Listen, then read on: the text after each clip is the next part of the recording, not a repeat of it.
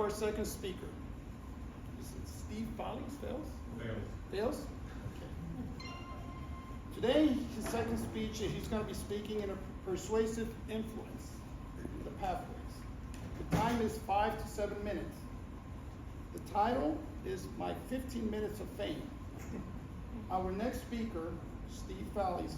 Steve's 5 to 7 minute speech is part of the persuasive influence path and is designed to demonstrate the use of both vocal, variety, and body language. He will be telling a true story which occurred one very interesting evening. In a talk he calls My 15 Minutes of Fame. Please help me welcome for the front of the room, Steve Follies. Thank you, Mr. Toastmaster.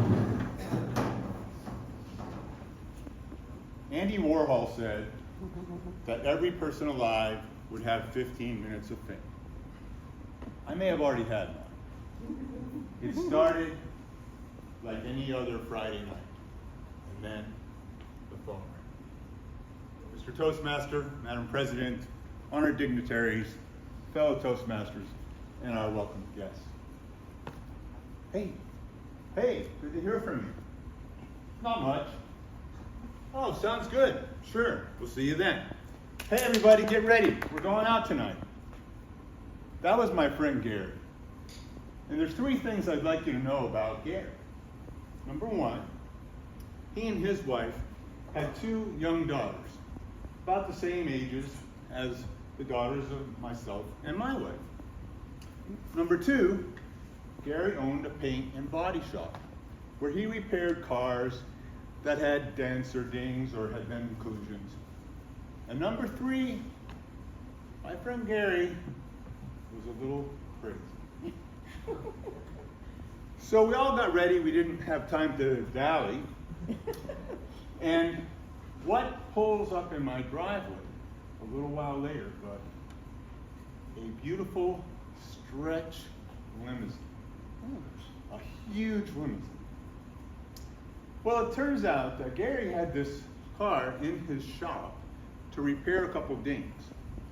And he figured once the car was done, he didn't need to tell the customer right away.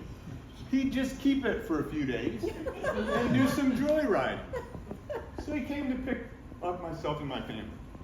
Well, we hopped in and we decided to go to Hollywood Beach. And the kids are having a great time. You know, they press the button, the little divider goes up. They press the button, the divider goes down. At the red lights, they open the sunroof and they're waving to people. It's just a lot of fun. We go to Hollywood Beach. Now, this is a big car. So we had to park.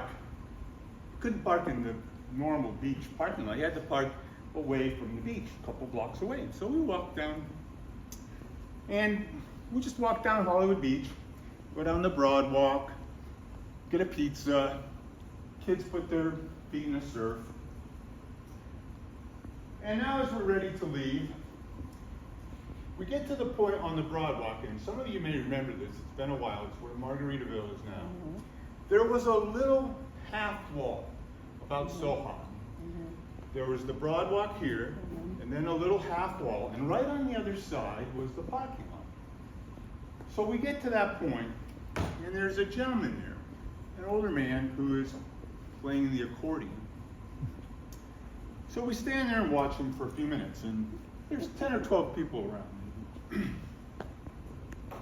And after a couple minutes of watching him, Gary says, "Hey, I'll go pick you guys up. You wait here, I'll come around and pick you up."